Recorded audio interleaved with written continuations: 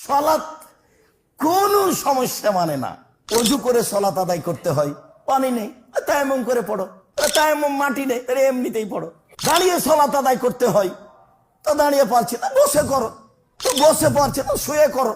কেবলার দিকে মুখ করে সালাত আদায় করতে হয়, তো কেবলা বোঝা যায় না, এমনিতেই পড়ো। পরিষ্কার কাপড় পরে সালাত আদায় করতে হয়, তো পরিষ্কার নেই, পেশাব পায়খানা লেগে আছে, সেটাই পড়ো।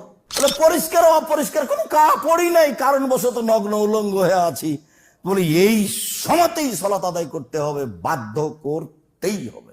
কোনো প্রকার আপোষ নাই, কোনো প্রকার মিস নেই। এতটুক যে শতকরা 95 জন মুসলিম যেটা বুঝতে চায় না, যেটা আল্লাহ রাসূল সহজ করেছেন, সেটা হলো সফরে আছেন, তখন জোহর 2 আসর 2 একসাথে পড়ে নেন। সফরে আছেন, তখন মাগরিব 3 এশা 2 একসাথে পড়ে নেন। এ তো সহজ পথ। জোহরের আগেই বের হয়েছেন সফরে, তো জোহর ঠেলে নিয়ে যান আসরে। জোহরের টাইমে বের হয়েছেন, তো আসর আগে আনেন জোহরে। মাগরিবের আগে বের হয়েছেন, মাগরিব নিয়ে যান এশায়, রাত 10টা হোক না কেন, 12টা হোক না কেন, মাগরিব একবারে নিয়ে যাবেন এশায়।